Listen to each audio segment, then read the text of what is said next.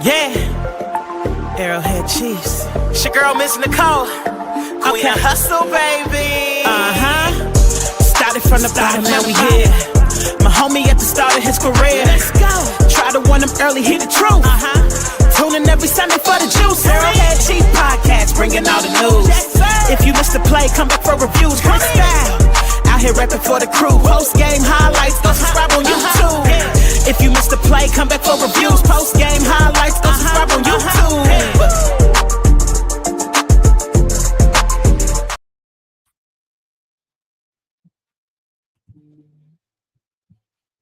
What's up, Chiefs Kingdom? You're tuned into the Arrowhead Chief Podcast, episode 272. Hope everybody's having a good evening, whatever you're doing. You're at home, you're at work. We appreciate y'all tapping into the live stream as always. We got a few things we're going to do today, a little something different. I got my tier system of defensive ends that I'm going to break down. These are players that I feel like the Chiefs could be targeting in any part of the draft, and I have them rated at a certain letter grade on how I feel about them, the fit, just how, if I was be happy with those players coming to the Chiefs. You know what I'm saying? So I got my little tier system I did. And then, of course, Mar, he got his sleeper prospects that he's going to highlight. He's going to show us some guys that possibly could be there day 3. Some gems, you know what I'm saying? Some guys that's not on your radar, but on Mar's radar. And also, we're going to do a little hot take, bold take type deal where I want to get Mar give me a bold take for the draft this year for the Chiefs. For the Chiefs. And then when I do a little trivia, Mar loves my trivia questions. And then we'll go around the league. But before we do that, Mar, how you feeling, sir? Man, feeling good, feeling great, feeling good, man. It's a beautiful day. The city is beautiful out here. We're supposed to get some rain later on, but I ain't even sure about that. But it's been sunny. And life is good, man. Like you said, man, we're getting closer to the draft. Getting excited about that. But I ain't gonna lie with you, dog. AC, man, I'm at this point where this is that point of the time of the season where it's kind of like, man, I'm excited about the draft, but I'm kind of like, man, let's get this shit over with. Yeah, let's. Shout out my man Jay. Yeah, let's get to the draft. Let's get it over with because pretty much the draft is almost like the final piece of starting formulating your big 90-man roster before we get ready. I mean, obviously there's going to be some signings and firings and hirings and whatever between now and late July, obviously, but the bulk of building your 90-man roster between free agency draft is pretty much set. So, let's just hurry up and get this over with so we can start formulating how they're going to come up with 90 to 53. Obviously, we still got some training camp to get to. But, hey, man, you look up in July, be here no time, baby, no time. So, no time. Excited, man. Excited, brother. Yeah, me too. How you doing, brother? I'm doing good, man. I can't complain. My off days, I'm always good. Chilling, hanging out. Yeah. Weather bipolar out here. It was hot as hell for a little bit, and then all of a sudden, the temperatures dropped. So I don't know what's going on, but I kind of like it, though. I like the 70 degrees. It was 90, high 90s. So by the time you get out here, man, yeah, it's going to be hot as shit. Yeah, for sure. All right, man. Let's go here first. I want to start with you, man. I want to start because I'm excited for these sleeper prospects. I want to see these. I want to see these prospects that you bring into the table, sir. Yeah, and I can't lie, man. So when Cris gave me the challenge of finding an offense and a defensive prospect, people or sleepers that most people might not even be talking about, man. But, probably not even in Chiefs Kingdom talking about. And so the way I went about this is I picked one defensive, one offensive guy, and then I kind of went through kind of how they fit the Chiefs and if they could possibly, sneak their way onto this roster through the draft. So I'm going to start with my offensive player. And look, we've had conversations on the show, and I've been a big advocate of, hey, Kenyon Sadiq at tight end looks good. And I guess the rules. You don't normally get a tight end in the top 10, which I understand. Kyle Pitts was the last one in the top 10, and we kind of see how that's kind of worked out for Atlanta, and that kind of gives a lot of people buyers beware, and I understand that. But even in our mock draft last week, we traded back and got to the about a middle round in the first round and was able to get Kenyon Sadiq. I think was that 15th or 16th when we did the mock draft last week. But regardless, prepare for if we can't get Kenyon Sadiq, Chiefs fans, cats like myself who want Kenyon Sadiq, but we got to prepare ourselves just in case we don't get him, because obviously he's the top tight end of the draft. And even if we, get back in the first round, there's no guarantee we still get Kenyon Sadiq in the middle of the first. So I propose to you an option B. If we can't get Kenyon Sadiq, I introduce to you, if you haven't heard of him, Chiefs Kingdom, Justin Charlie. All right. So, hey, my man, not your typical size at tight end, but hey, he does a lot of things that we do in the Chiefs offense. I just grabbed that pick because my man just made a great one-handed catch. That's athleticism right there. I got this play right here because look, a tight end screen. Have we seen a lot of tight end screens with Andy Reid? We've seen a lot of those. So if we're going to do that, let's get an athletic guy like Justin Jolly. Right here, he knows how to get in between the linebackers, right in front of the safeties. Bam, love it. Red zone, obviously, work on that. Let's be a red zone threat. You see right there at the bottom of the screen, my man got 7 TDs last year. I love the guy that he gets over into the end zone right there, beats the safety one-on-one. So his size alone is bigger for the safeties, and he's too athletic for linebackers. Again, tight end screen. We've seen this before with Andy Reid. So let's give him a tight end that can actually run it. So I love that. I was also and then off-script plays. Don't we have the most off-script quarterback in the league? All right, so let's give him a tight end that can play the off-script. And I'm also looking at this in another way. And right here, hey, love that the fact that he high pointed the ball right here. Go up one-on-one against the safety. Go get the ball. Love that. So, and then right here, again, off script. Look at this catch. Sideline. Toe drag shrag. Let's talk about it. All right. All right. So if give me a tight end that's athletic and making plays like that, I'm all about it. Again, making red zone plays. He's beating the safety in the red zone. Gotta love that. This play right here is crazy. Flea flicker. But look at this. Look at this effort. My man's wide open. Oh, come up lane. Remember the old meme when a homeboy got limping up? Hey, you gotta love a guy that full effort, even when he's hurt, found a way to finish a play, got in the end zone. You gotta love stuff like that. Like, come on, man. Like, how can you not love that? Right here, take a hit, keep on ticking, gets up. I mean, gotta love a little craziness about a tight end too. Takes a hitting and makes the catch, gets right up, first down. Let's keep the chain moving. Justin Jolly, man, I just love the fact that he was able to just, be a dog. My man's carrying 4 dudes right there. Get off me. Get off me. Like, come on, you gotta love that. My man is obviously a vertical threat. Look at the great catch in traffic right there. Gets the foot down. Obviously, we got to work on that in the NFL game because it's 2 feet, not 1. But we can coach that. I love the fact that he's an actual vertical tight end threat. I picked him as a sleeper because I think he fits a lot of the concepts that Andy likes to do, especially with the tight end screen. Can make spectacular catches. Not scared to get hit. Obviously, people are going to say about the blocking. Well, again, how do the Chiefs use our tight ends? We don't primarily do a lot of blocking with them. Do they block? Do they ask them to block? Of course they do. But as in the rate compared to like a San Francisco or Rams, probably not. But at the end of the day, the only knock I got on Justin Jolly is he's 6'3". He's not going to be your bigger tight end, which are, like Travis Kelce, 6'5" and up. So he's not going to be your bigger guy. If he is a Chief, he's pretty much primarily your bigger receiver because he's 6'3".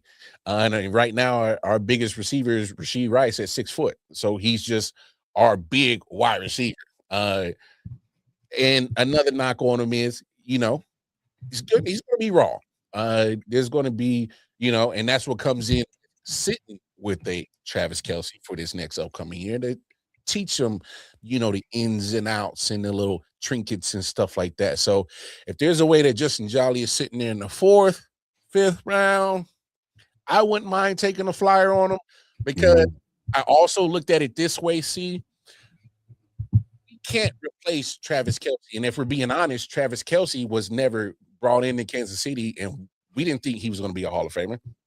He grew into it. Tony Gonzalez was a basketball player. He grew into that Hall of Famer. So personally, I had to step back and say, hey, yeah, Kenyon Sadiq would be great, but if he's not there, we can't say, we got the heir apparent to Travis and Tony Gonzalez already made. No, that's not how the history of the Chiefs has worked out.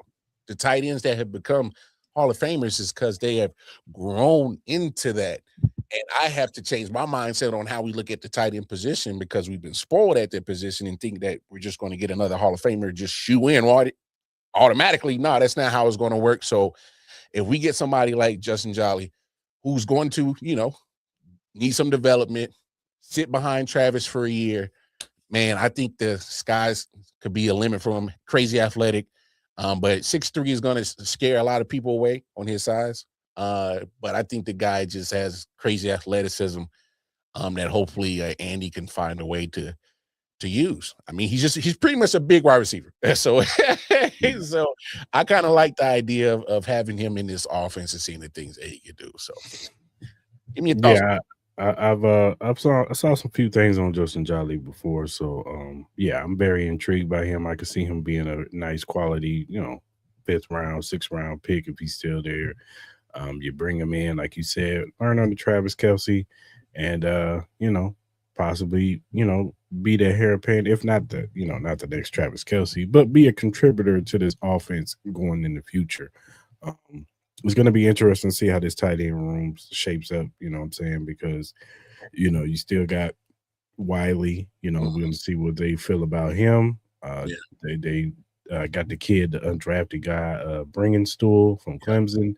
Yeah, they signed him to bring him in, and he was hurt last year, but you know how that is. I think that was more of a redshirt year, but we'll see. You know what I'm saying? I know that he's one of the ones that they're bringing in.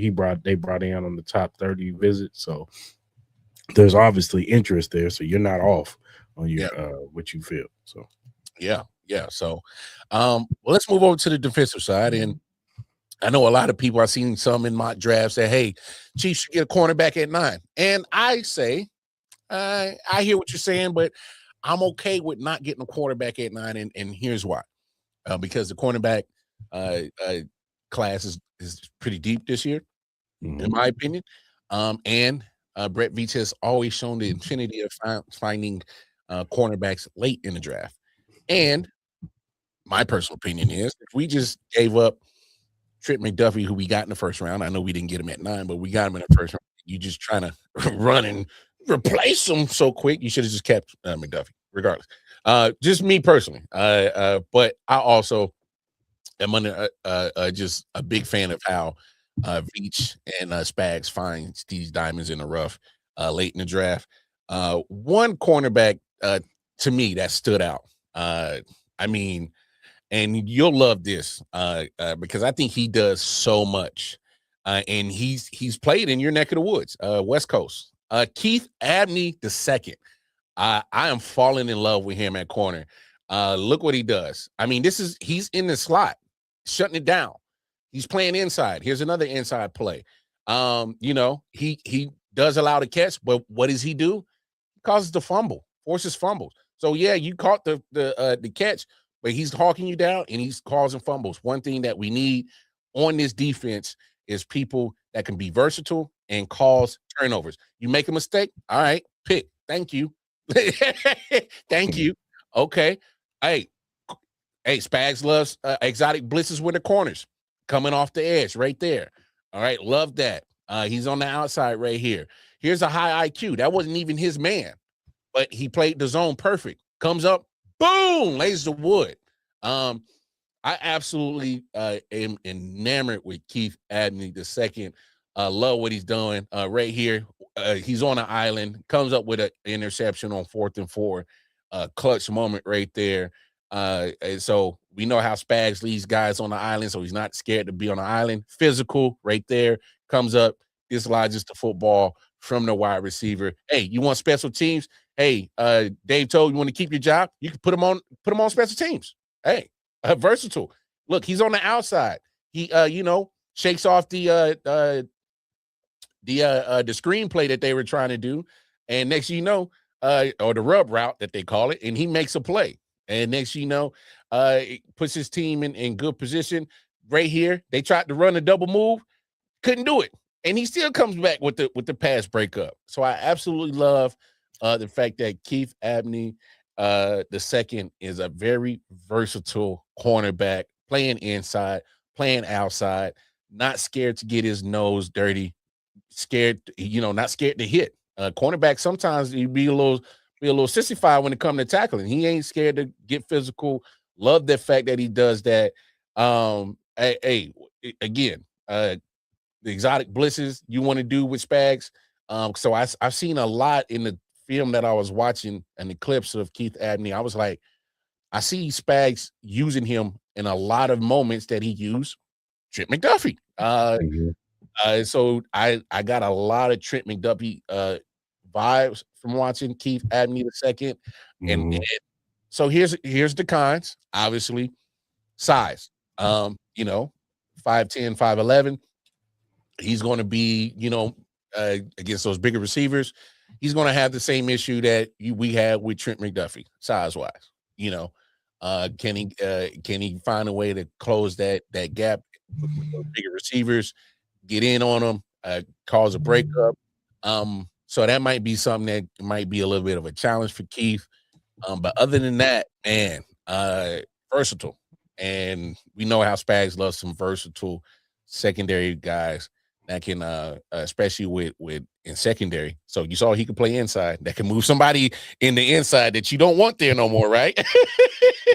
Right? I'm still like, you know what I'm saying? Hey, if we got Keith Abney, hey, even if Keith is there, I'm still looking at Spags. Like, you better. I know, but that's what I'm saying. If we got Keith, Keith, I feel more comfortable with Keith right there right now than I'm saying he better not put 27 still there. So we got a guy that's versatile on the inside, move him on the outside, put him on the blitz, put him on special teams. I mean, hey, I'm just saying. And Keith Abney, because of his size, he went to Arizona State. A lot of people ain't checking for no corners in Arizona State, so he's gonna fall. And why not? Why not take a flyer at Keith 4th, 5th, maybe 6th round if he's still sitting there? I don't think he'll be there at the 6th. Maybe we could find a way to get him 5th round. But I think when it comes to corners, obviously it's a position of need for the Chiefs. But to me, I think don't do it with that number 9 pick. We can get some solid production and talent in the back end of this draft with some corners, man. It's deep. And Keith Abney II. I am enamored with, bro. Yeah, I've seen some stuff on Keith Abney too. I'm definitely willing. I'm down for him to be, like you said, day 3 guy to come in. I think he'd be a good nickel for sure. At 5'10", 5'11", he can replace some of that Trent McDuffie stuff. And you have Noah Williams, Christian Fulton's on the outside. I'm cool with that.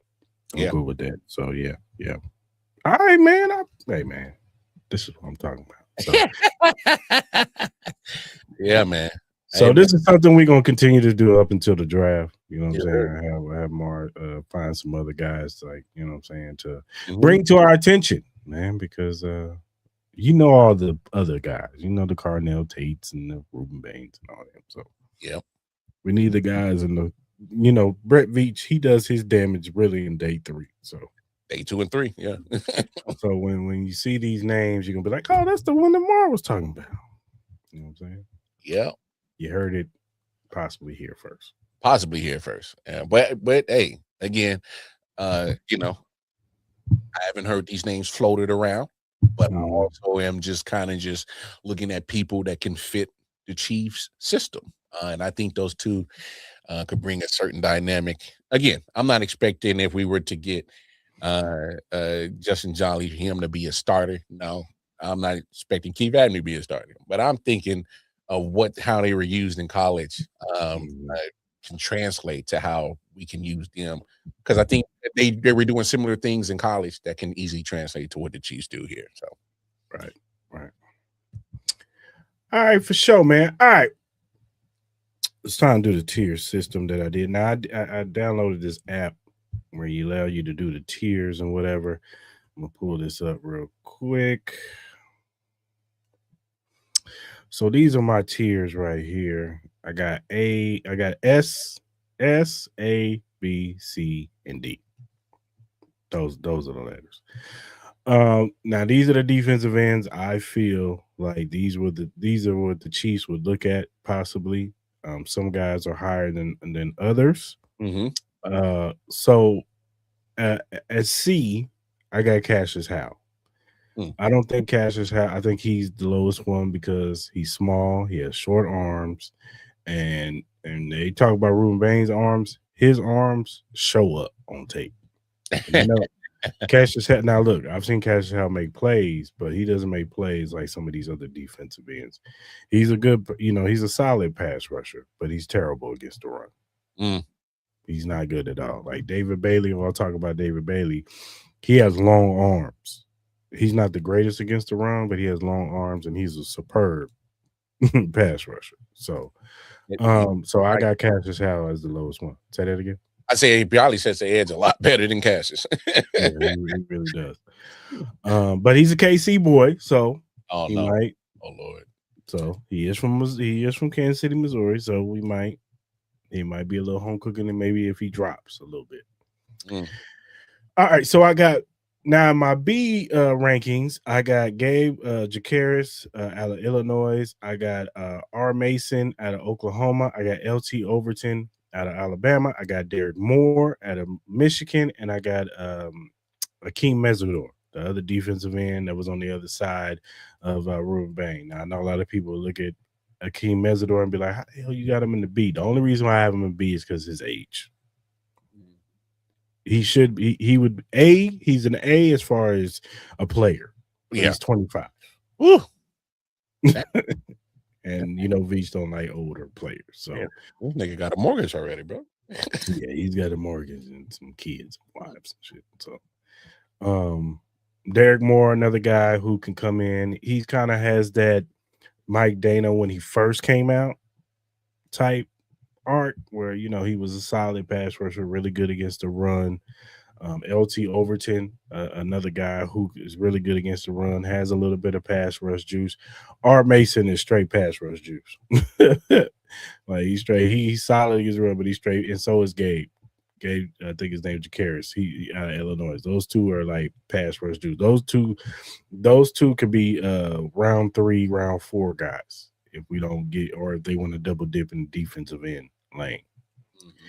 And then if you go into the A level, you got TJ Parker, you got Zion Young, and you got Keldrick Faulk. Now, I know a lot of people look at Keldrick Faulk and they're like, yes. At pick 9, I'm like, But 29, I'm not mad at Keldrick Faulk. I think Keldrick Faulk, he's young. He's only 20. And he has so much upside. He's an athlete for sure. He has upside. They didn't use him the way, now last year he wasn't very productive, but the year before he had 9 sacks. So there is pass rush juice there. He's very great. He's really good against the run. Can set the edge for real. And he's a Spagsy type defensive end. But I think he has upside.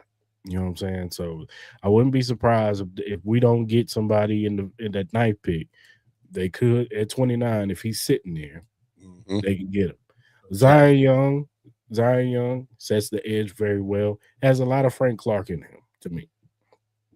A dog can, and we need that. We need that dog on the edge. We need to bring some of that back to the Kansas City Chiefs. So I like I like Zion Young, and plus, it doesn't hurt. He's from the backyard. So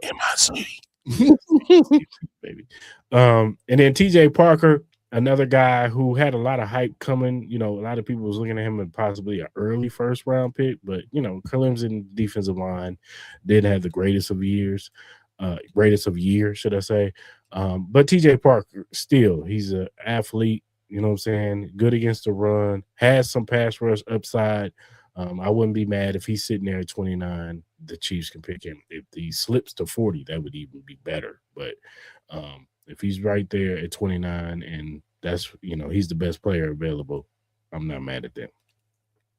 And then, of course, you got your S level, David Bailey and Ruben Bain. We know these two guys are probably going to be top 10 picks.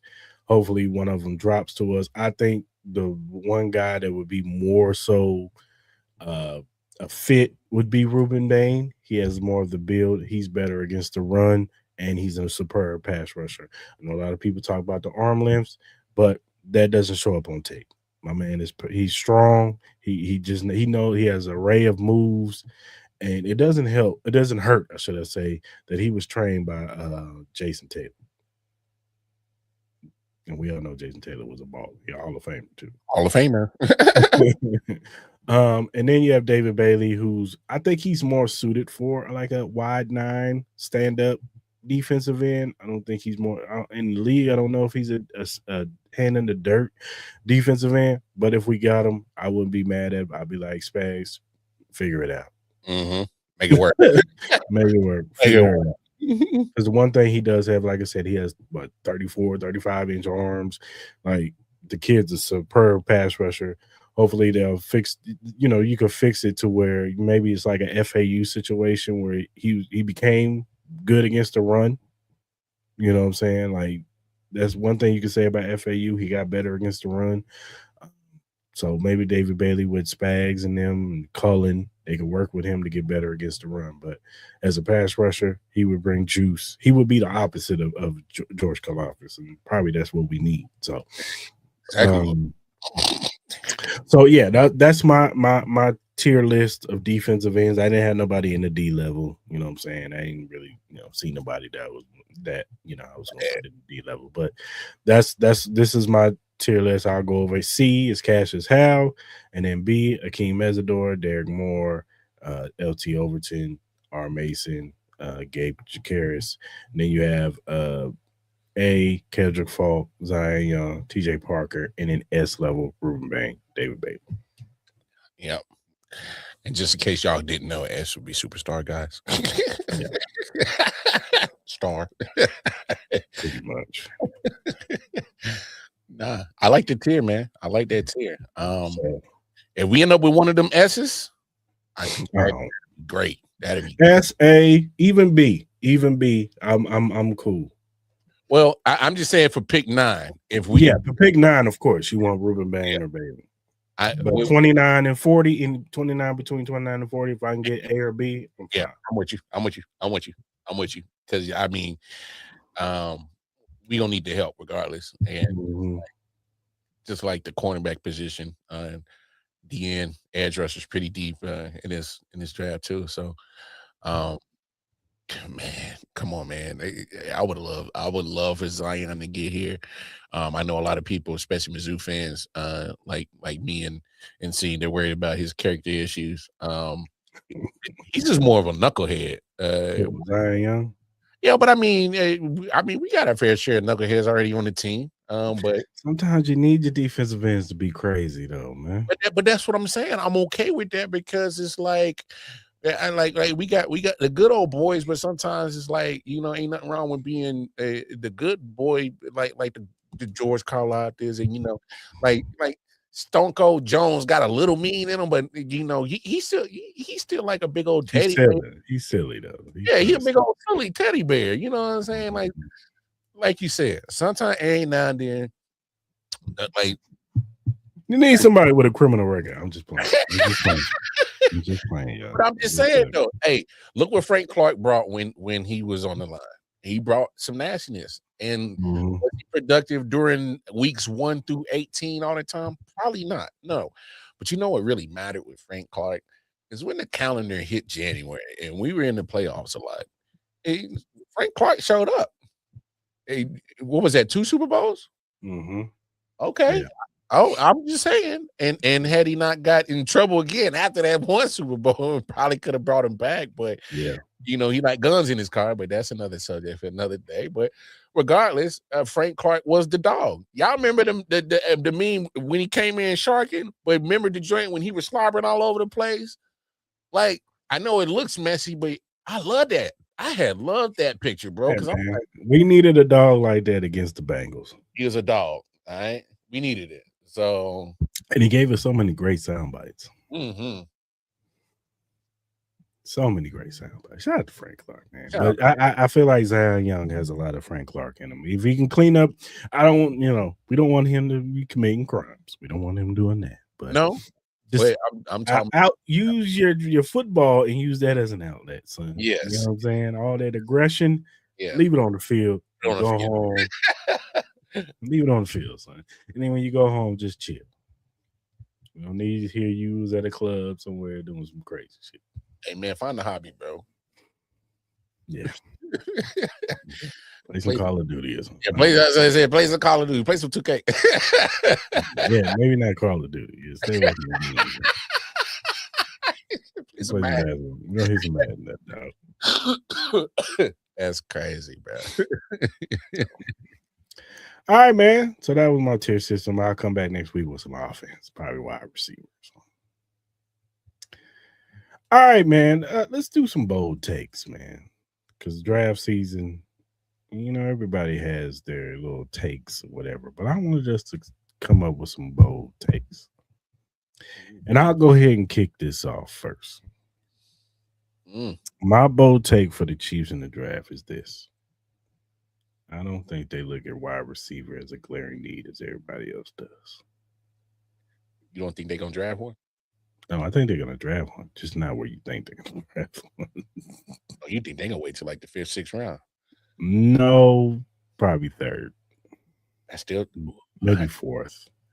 Ooh, I think 4th is still too late, though. I'm just telling you, man. I think they think defense is a more glaring need. I think they look at last year as like Rice came late, Worthy was hurt. We believe we even though we didn't allow him to show it, we're gonna buy stock into Jalen Royals year 2. We'll bring in maybe a veteran and the rookie and Tyquan Thornton. Obviously they believe in him because they gave him a 2-year deal. Yeah. And they brought him back 2 years. And they brought him back. Once Mahomes is ready to go, we'll talk about Mahomes later, but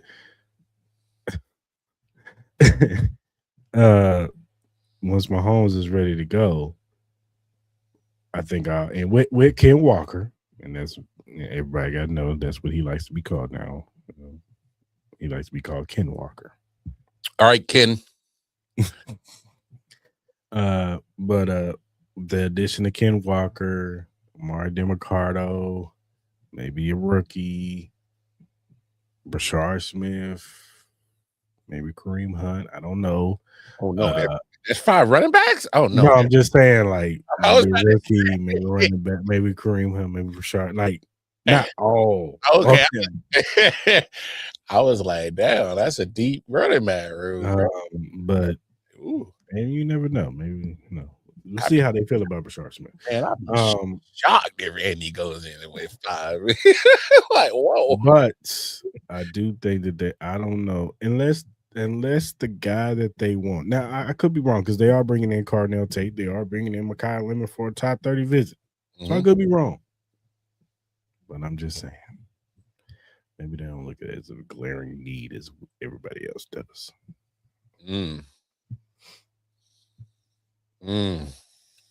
I'd be hurt if Beach and them boys don't mess around and get a wide receiver in top 3 rounds. Yeah. Get ready to learn who Bryce Lance. Shut up. Eric McAllister, TCU, baby. Stop, bro. Stop. Man, my bold take, man, for the Chiefs is that they actually fall into what Daryl Jeremiah says and get an offensive tackle. get a tackle. Spencer Fano. Here we go, baby. Get Spencer Fano. The crash out that's gonna happen on X, boy. Hey, bro. Look, man. Look. It's because I really can't gauge on how they really gonna go with this pick, man. And this is shit. This is what I was talking about earlier. Like, let's just get to the draft because I'm tired of like trying to come up with all different types of scenarios in my head of what they're gonna do at 9. And I just something scares me. Like, man, who's talking to Daniel Jeremiah? Because you don't report that for nothing. You know what I'm saying? I mean, don't get me wrong. I'm pretty sure there's journalists or pundits out here that do. Just to start a story and here's my bad. Let me go ahead and let you go. No, go ahead. Here's my thing with his Spencer Fano tape. It'd have been different if he was like Spencer Fano is gonna be a strong right tackle, blah blah blah. Mm-hmm. But for him to say in his report was, maybe you can put Spencer Fano out there, but if that shit doesn't work, we'll slide him in the guard. Well, where is he going to play? He can't play where Trey's playing. No, we got no other. Trey ain't going nowhere. You trying to say Kingsley? Kingsley got better as the year went on. Sure did. There's no spot available on the line no more. It's either right or that's it. And he has short arms. He does have short arms, people. He's not the typical offensive line that the Chiefs like. Yeah, they like them long arm tackles. They're like long arm and athletic. Justin Simmons. Or Joshua Simmons, whatever his name. Josh Simmons. Whatever. Joshua Simmons. They're like them athletic that can move. They don't want them big, tall. That's why what's his name? Maui Noah. Mm-hmm. He's definitely not a fit.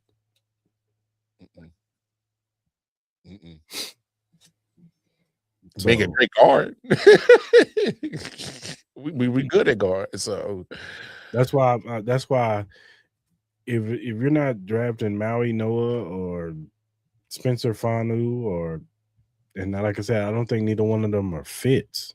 This is not a great offensive line draft.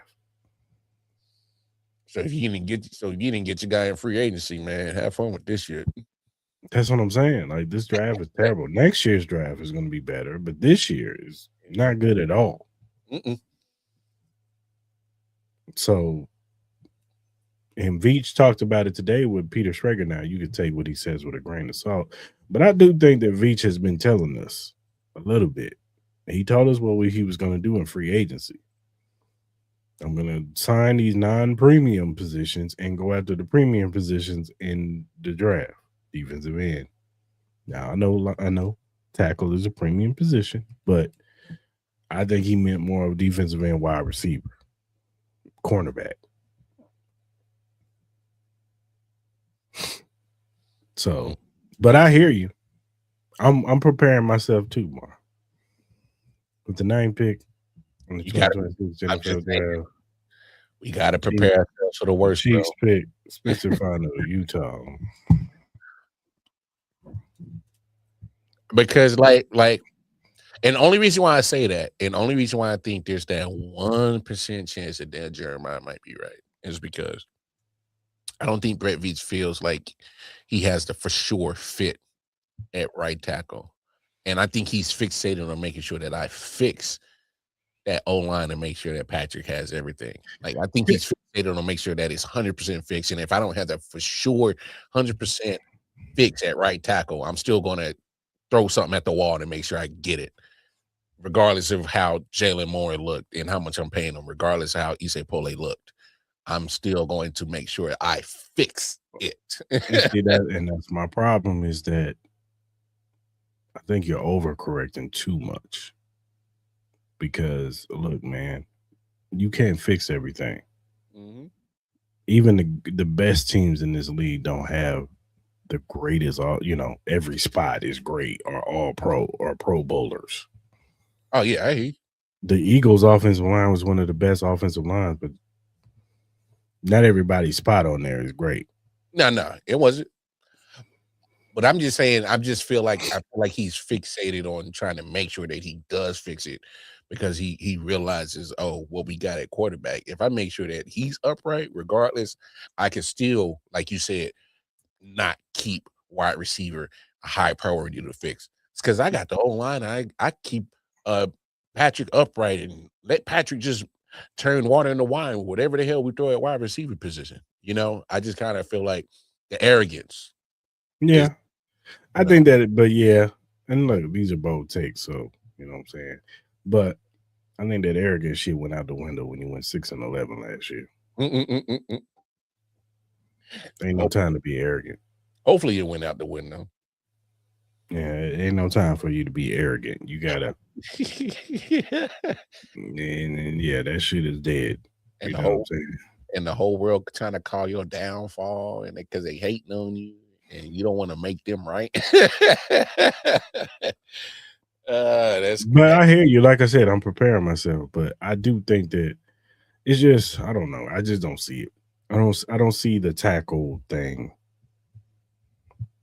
at all. I don't either.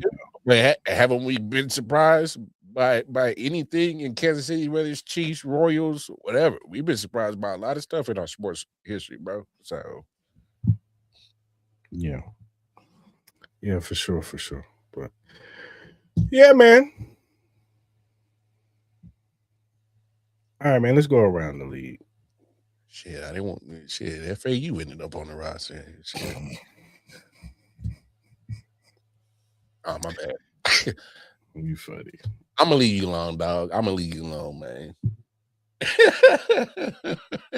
He meant every word he said to you, man.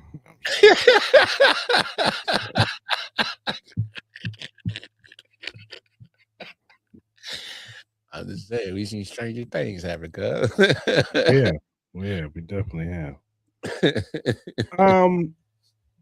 So Clark Hunt spoke because they're having their NFL annual meetings, and we saw the pictures of all the GMs, all the coaches. And Clark Hunt spoke, and they asked him about the Chiefs possibly being opening day against Seattle, and he shut that shit down real quick and said, I don't think that is on the table, especially with Patrick Mahomes' injury. Shut it down quick. Shut it down quick. I don't think that there's an avenue for that. And even Adam Schefter spoke today on the Pat McAfee show, and they was talking about him, in the recovery and him, showing him, throwing the football. And he said that, once Clark said that, he said, yeah, that's been shut down. So I don't see no avenue of that happening. And I agree, would it be a great story? Yeah, Kenneth Walker returning to Seattle, MVP, you know what I'm saying? And, if Patrick Mahomes is upright, yeah, for sure. But there's no way of knowing that. We got to see what he looks like in 5 months. He has 5 months to show something of he's going to start the season. Would I be surprised if Patrick Mahomes is out there week 1? Not at all. Not with that dude's work ethic. That dude is determined to get back on the field.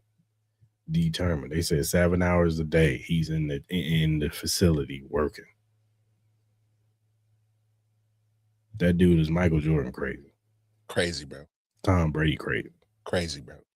Like those dudes are different. They're wired differently. They just want to win. They want to play.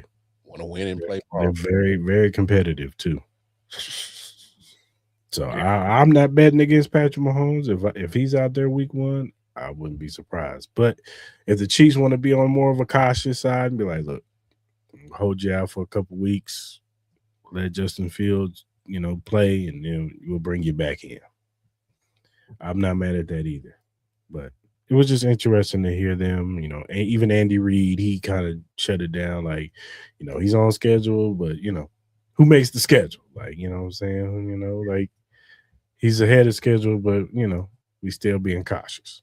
Yeah, but Andy also said don't bet against it. Yeah, he said the same thing, and I agree with him. Hey, that's all I need to hear. Don't bet against it. I agree with him. So it looks like we're going to be getting replacement refs. Man, I told him. I told him, look, and I even spoke about this on my other podcast about a week ago, and I've been trying to tell people. I said, man, y'all not focused on the right thing when it comes to this, because a lot of y'all fans gonna be mad if they gonna have the replacement refs. Y'all remember what happened last time we had replacement refs? It wasn't good.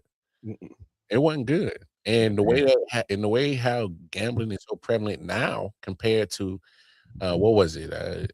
Damn near 14 years ago. Like it's on a different level now. You talking about crash outs. These people gonna go mentally insane. They gonna come mentally unstable, stalking players and referees and stuff, pulling up at their houses, being crazy.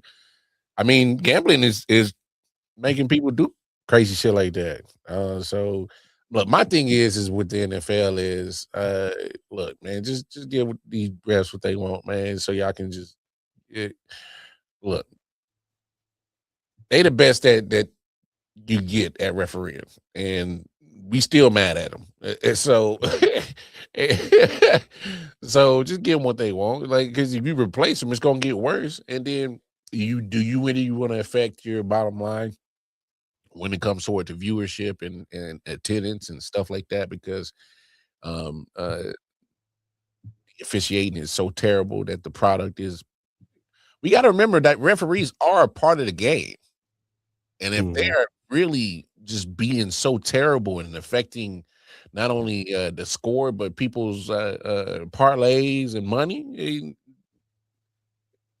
I'm just saying.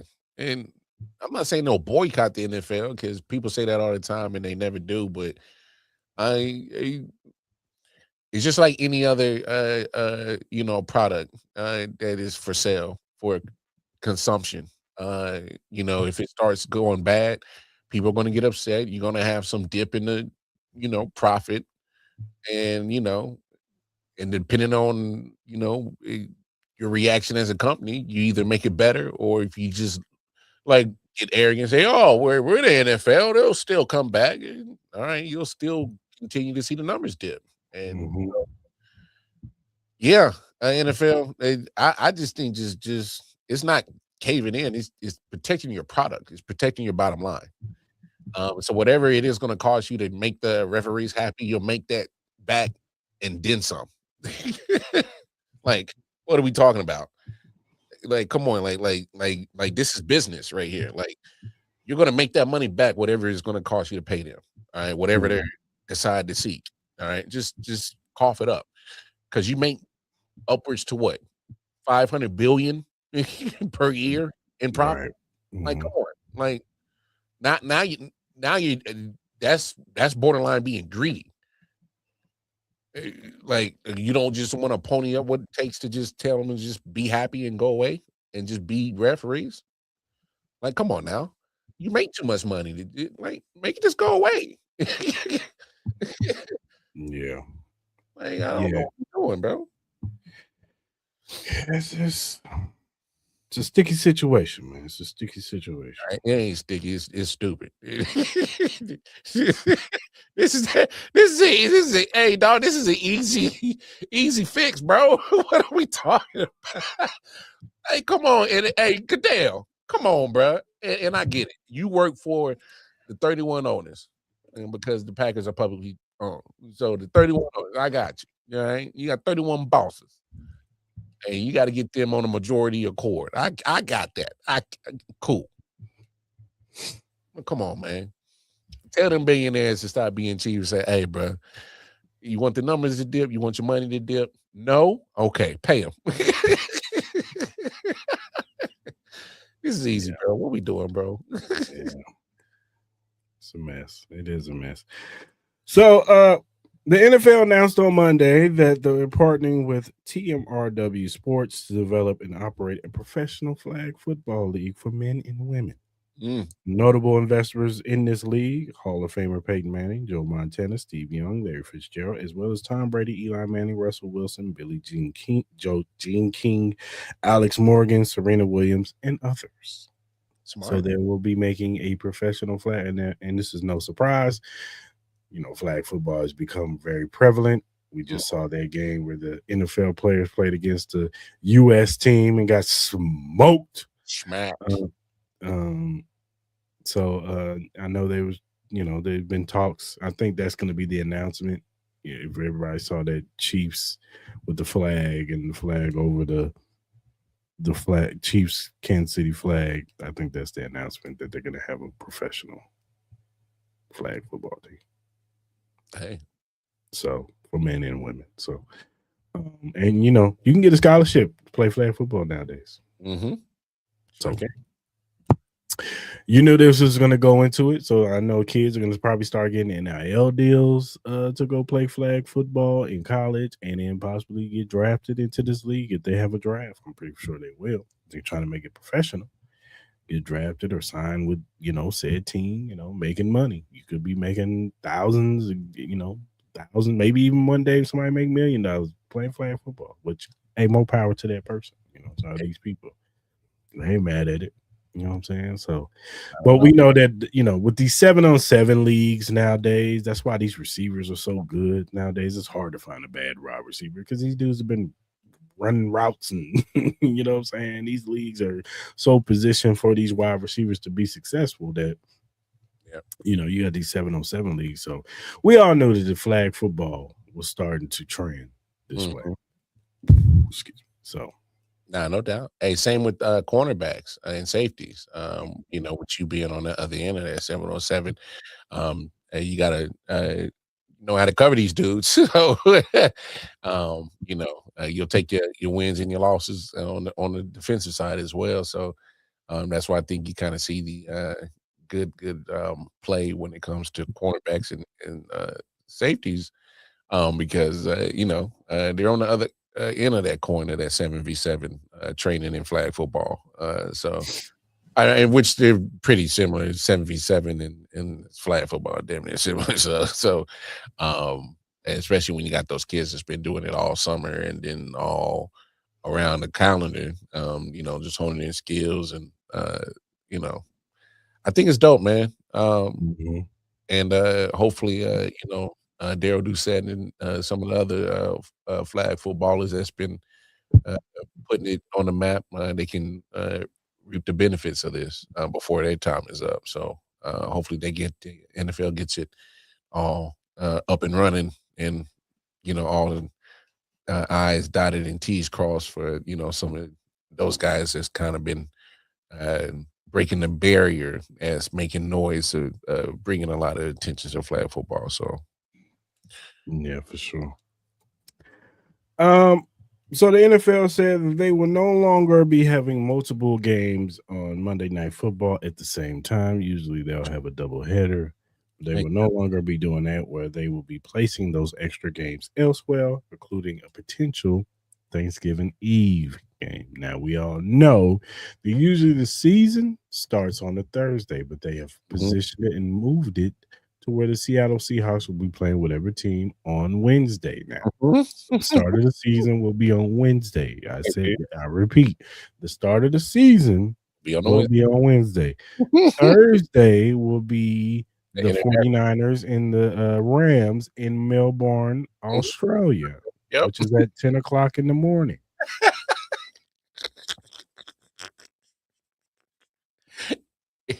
I repeat, Thursday, 10 a.m. in the morning. So those of you who have to go to work won't be watching the game. If you're an LA Rams fan, 49ers fan, I feel sorry for you. I really do. Boy. Look, let me tell you. I'm going to say this right now. They need to get this NFLPA. They are the worst union in sports. They are trash, bro. Especially with that report from Pablo Torre and Mike Florio, where they put out, where they said that potentially in about 10 years from now, 5 years from now, the NFL gonna be playing every day of the week, damn near. The NFLPA is the worst union in the world. It's terrible, bro. It's trash. Basketball take care of their own. Baseball definitely, even though they might have a lockout next year because these owners want a salary cap now because they like, I'm tired of the Dodgers getting all these players, but which I don't understand it either because the Yankees was doing that shit for years. But whatever. Payments is an old thing, bro. Like they've been doing it. Right? But Kendrick said it. People don't like the West Coast. I'm fine with it. I push the line with it. Anyway, man.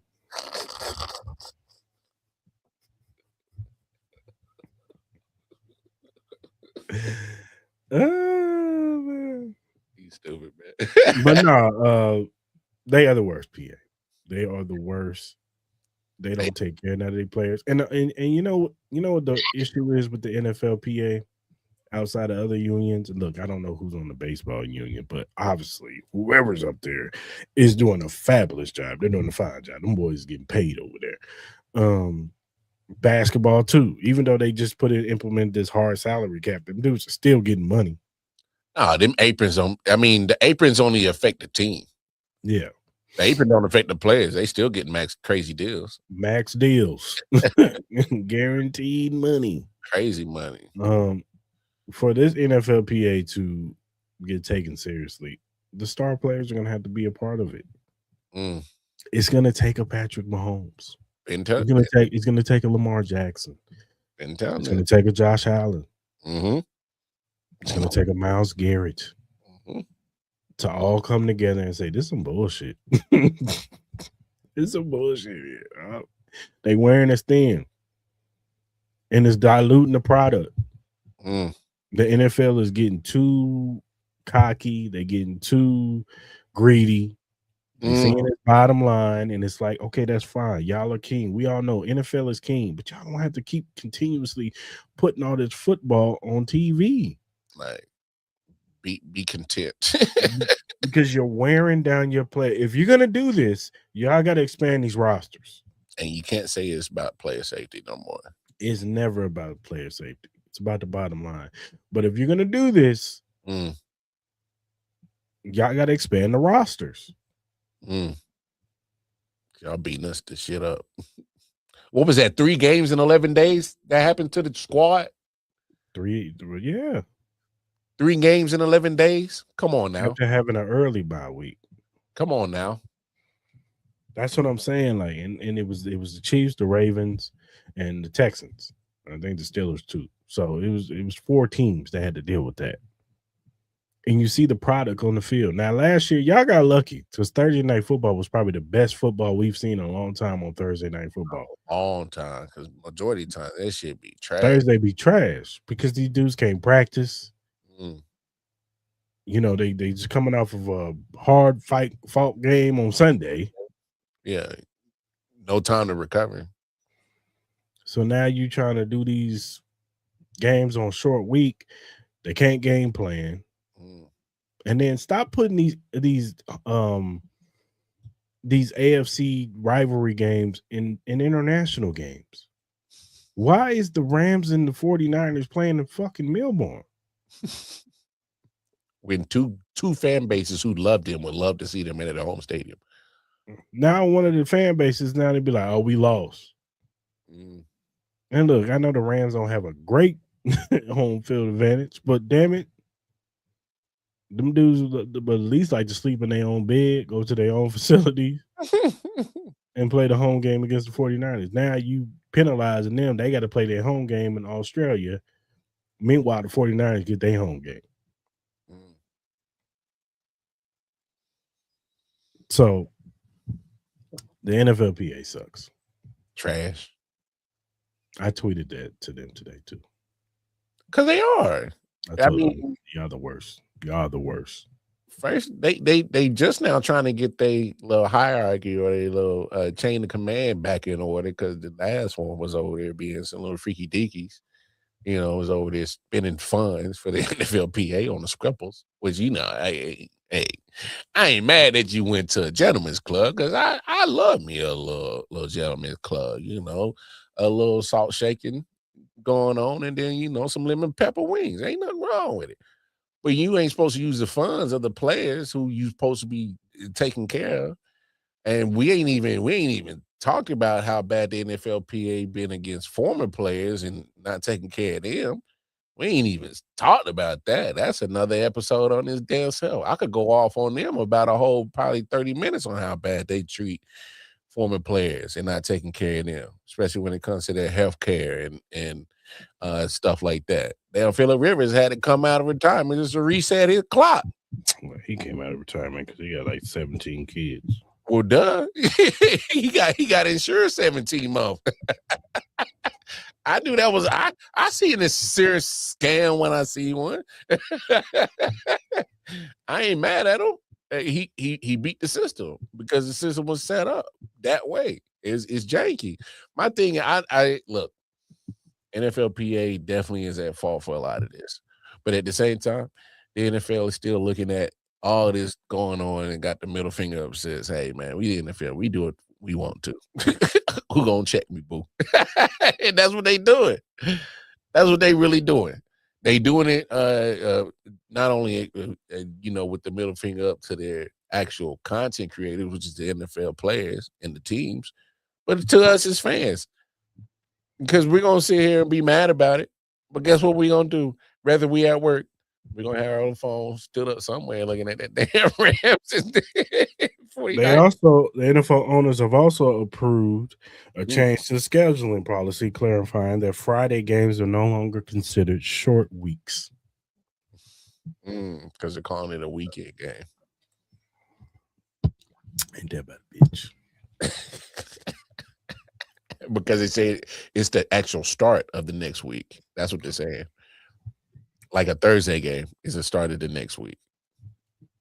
They're saying it's just treated Black Friday and Christmas is on a Friday this year. Don't count towards that limit. That's crazy. So a team could play 2 Thursday short week games and still be scheduled for a standalone Friday game.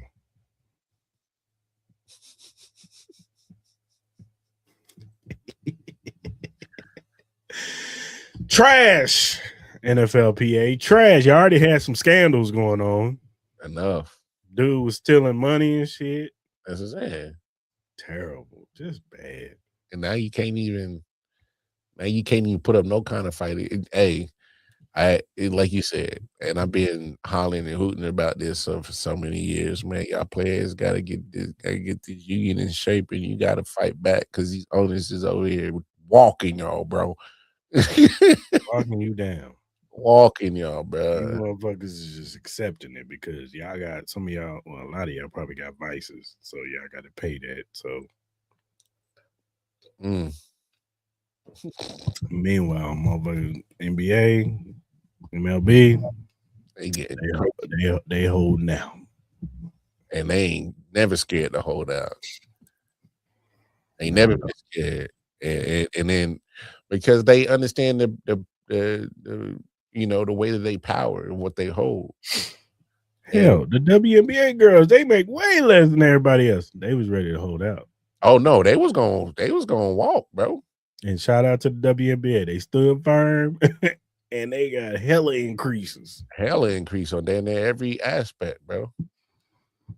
So y'all need to go. Maybe I need to go hire one of them. Nah, they just gotta come together, bro. And they do. They need to come together. And that's what I said. Patrick Mahomes, Josh Allen, Lamar Jackson, Joe Burrows.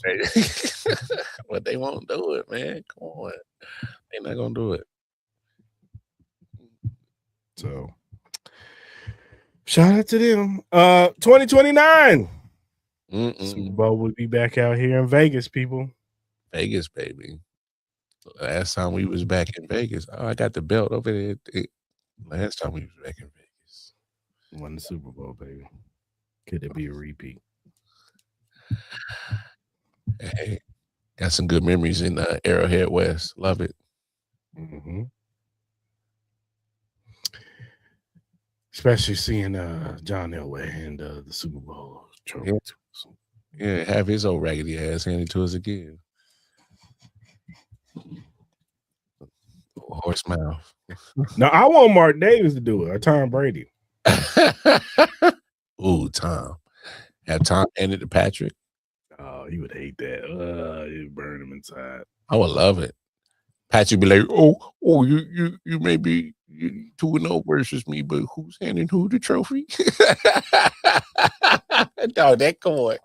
Like, that'd be lovely, bro. And Tom Hand it over, sucker. Patrick Mahomes. Hand it over. Hey, Tom, I'm getting closer to you.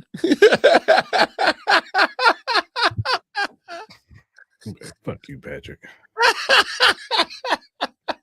Coming out of retirement. That was Hey, the way Tom was over there in that damn flag football game, looked like that boy. That's flag football, man. Ain't anybody getting hit. I know, but I'm just saying that He looked solid out there. Yeah, He sliding in the pocket, throwing them dimes to Jamar Chase. Hey, CEO of Fanatics, how the hell did you get this roster, bro? You got a lot of not only did you had a lot of active stars on I mean, that's Fanatic. Like, what? Do you know how much property and licenses they got? MLB, NBA, NFL, soccer. Yeah, but what I'm saying is WWE. Like, what I'm saying is, how the hell you get these owners to agree to this? Like, because it had to be money talk, bullshit. Well, it had, because at the end of the day, if I'm an owner, I'm like, bro, Joe, sit your ass stuff. Because you saw that he was cutting this shit. I was like, what you doing, Joe? You gonna pop your knee out of it? Hey, Joe. I can't even keep you healthy on a regular football scene. I can't have Patrick Mahomes would never be out there. I can't, dog. Hey, Clark would have shut that down in a heartbeat, bro. Hey, Clark would have shut. Hey, they shut it. They shut the basketball down. You can't even do basketball rec, bro. They said, and then ain't gonna let you down. I need you to tear a knee, dunking on somebody. Hey, and Patrick get jiggy on the court too. He do. He balling.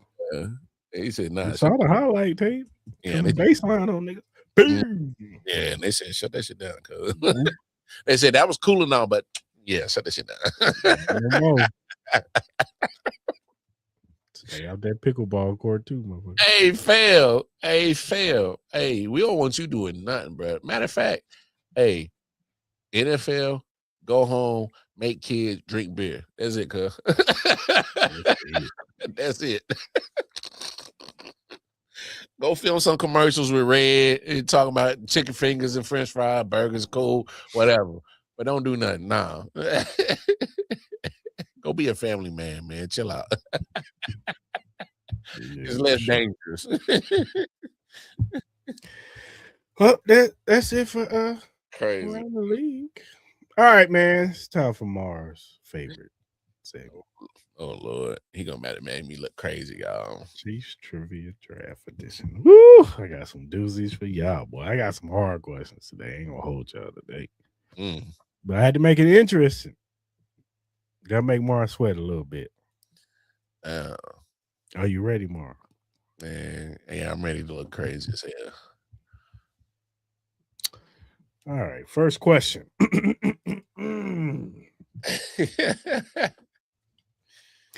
How many top 10 picks have the Chiefs made historically? Top 10? Eric Fisher, Eric Berry, Ryan Sims. I'm gonna go 5. Oh, too low. Too low? Oh. Damn, I forgot we really weren't that good for a lot of times. So some of this stuff it's hard because some of this stuff predates your age too. Yeah. It, no cap, because I'm near 40, so I ain't seen. Yeah. I don't know. So yeah, if I was way too low, I'm gonna just throw a stab and say 30, 33. Oh damn, you way too high. Damn. All right, what that joint here? 16. Okay. Well, happy.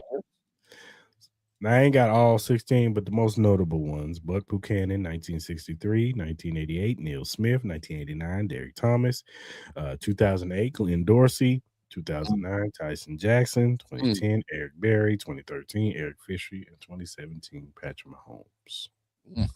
There was some other. There was, of course, there were some other ones in there, but I ain't feel like writing all that shit down. But just know, you look it up yourself. It's 16. Question number 2. How many first round draft picks by the Chiefs are Hall of Famers?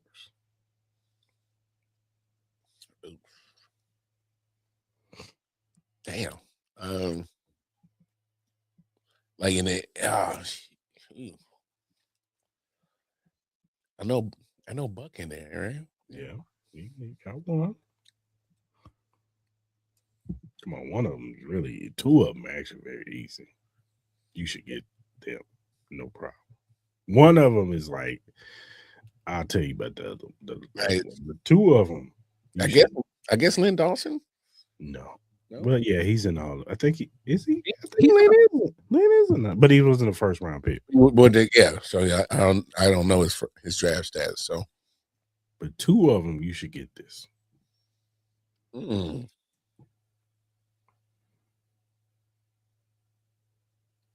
guess. Oh no. I'm tripping. I just mentioned one of them in the question before. Derek Thomas is in the Hall of Fame, right? Yes. Okay. So that's one of them. Okay. So you got Buck, you got Tony. I mean, Tony. Damn, you got Derek Thomas.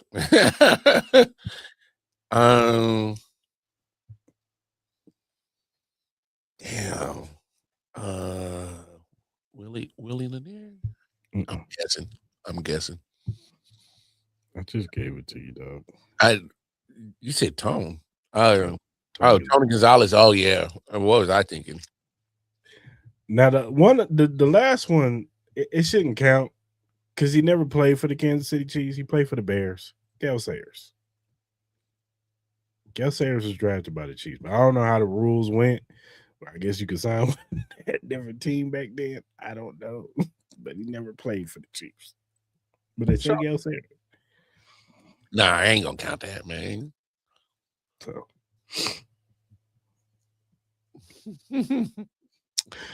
All right, third question. Who's the first pick in the Chiefs' 2011 draft? Oh, shit. I'll give you a hint. He was a wide receiver. Oh, was that James Baldwin? I'll give it to you. It was John Baldwin. Yeah. John James. I can't remember his name. He was like 6'2", 6'3", a pit. I thought he was going to be something great. Everybody thought he was going to be something. I did. I was like, oh, I'm buying this Jonathan Baldwin stock. Well, because 1,000 yards at Illinois, let's go. Well, because he was beast in that pit. Like that's what it was, pit. Whatever, but still. Because they was over. Because he was over there.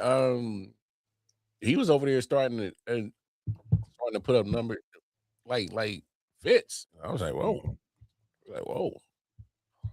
But yeah, it never translated. He got his ass whooped by Thomas Jones. So and they had to trade his ass to San Francisco. Question number 4. What Chiefs draft pick has the most Pro Bowl appearances?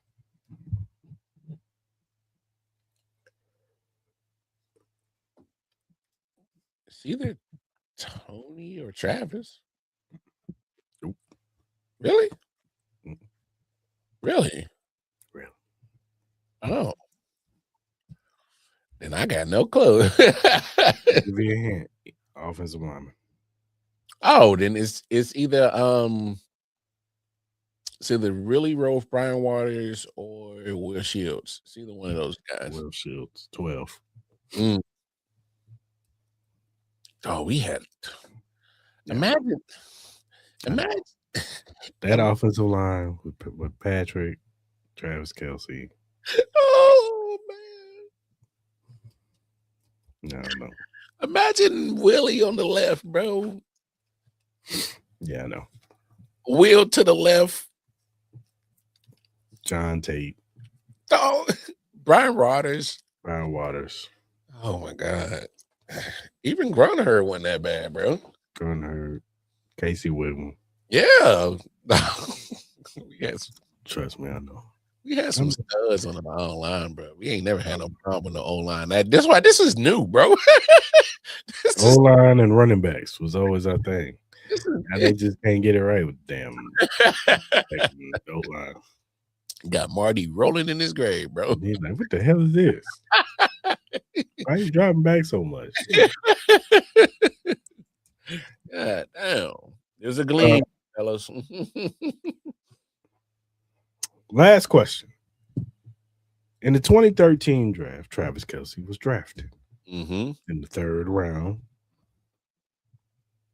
How many other tight ends was drafted before Travis Kelce? Oh shit, man, I ain't gonna get that, bro. Just guess, man. Just guess. How many drafted before Travis? And 4. Oh, damn, that was right. Oh shit, that was a guess like a mud, dog. Tyler Eifert for the Cincinnati Bengals. Zach Ertz Hall for the Philly. He'll be Hall of Fame. Gavin Escobar played for the Cowboys, and Vance McDonald's played for the 49ers. And 3 of those dudes didn't last that long. Tyler Eifert, he was good. He just couldn't stay fucking healthy. Yeah. Zach Ertz is going to have a Hall of Fame career. You think Zach Ertz is a Hall of Famer? That's an interesting conversation. He was good. I don't know if he was great. Yeah, but he got a Super Bowl, right? He won that Super Bowl with Nick Foles in them, right? The Eagles. Yeah, that's what I thought. Philly. Yeah. So he'll get one. Was he the one that threw the football on the Philly special? Zach Ertz is gonna get in the Hall of Fame, bro. He just might not be first ballot though. I'm not saying Hall of Fame. I'm not gonna argue that because I think that'd be foolish to say he's first ballot because he didn't have a Travis Kelce career. But what I'm saying is he's had a strong enough career in some moments that is gonna how they vote now, how they vote in the Hall of Fame. True. You ain't wrong about that. They putting everybody up in them motherfucking now. Starting to become like the NBA Hall of Fame. Hey, you ain't gotta have the numbers nowadays. You gotta have moments too. NBA Hall of Fame. They put everybody in that bitch. And especially when they started adding motherfuckers college stats, it was just like, all right, my nigga. Yeah, basketball Hall of Fame is totally different because like they are including everything basketball. The hardest Hall of Fame is still baseball. No, because if they don't think a class deserves, they won't vote a class in. I know, that's what I'm saying. It's the hardest. They just won't. They're like, nah, skip this year. I'm still a component, man. Just put Barry in, dog. I get it. They won't put him in because first of all, I'm still irritated with how they keep taking people's like got a wing. They got a wing for Pete Rose, but won't put him in. Yeah, I know. Like they got using them. My problem with the whole steroid era is they knew these motherfuckers was taking it and they was eating off of it. Oh, got paid. Crazy. And at the time, it wasn't against the policy. No, it wasn't. It wasn't. And that's why it's like, oh, you shunning on them now that you have implemented rules against it and say, oh, this is bad, wah. But you weren't saying that when the money flow was flowing. I'm talking about they saved baseball. Saved it because they was coming off of a lockout. Yes, so people were down on baseball. They was like, man, fuck that sport. It was not this. And then once your boy, what's his name, Mark McGwire and Sammy Sosa was knocking them bitches out of the park, and Barry Bonds, all of a sudden it was like, oh, baseball's back. It's cool. Chicks dig the long ball. That was just long. Yeah. I remember Chicks dig the long ball. Motherfuckers was hitting 80 and 90 home runs and shit. You know? Home run derby was the coolest thing in the world. Oh, I know. man. I know. Baseball is just now getting back its luster. It is. But I mean, me, because I've been a baseball fan all my life. Oh, of course. Like, Yeah. No disrespect to the Chiefs. I love football, but like baseball's always been my first love. Love the Royals. Like, yeah. I remember as a kid when I used to go out there. My auntie and my grandmother used to take me to Royal games all the time. My grandmother was a super Royals fan. Man, I've already been looking at my schedule now, trying to sneak some games in. I was mad I had to work yesterday to miss the home opener, so I was kind of irritated, but it's all good. I got time to catch on like a Fridays and Saturdays. Catch them on. If they come on late Tuesday after we finish the pod, I might slide through too. But yeah, they was looking kind of shaky in Atlanta. Well, if we being for real, they should be, other way around. They should have be 3-1 instead of 2-2. But it's all good. So. It's early. I'm willing to give them. Of course, it's a lot of baseball. A lot of baseball to be played. Baseball. That's the benefit when you got 162 of them things. You got a lot of baseball. A lot of baseball. We'll see how y'all looking by June, July. That's when it's like, all right, motherfuckers. either for real. I don't want to see the team from last year. But it's hard for you niggas to score. You got solid pitching. I saw a motherfucker on Twitter the other day talking about, man, Cole Reagan's overrated. I hate that motherfucker. I was like, damn. Well, I ain't going that deep, but he did get his shit rocked on opening day. He did. Coming off of injuries and shit. Yeah. They gave Cole the blues down in ATL and shit. It's the Vez too. You get this shit rocked too.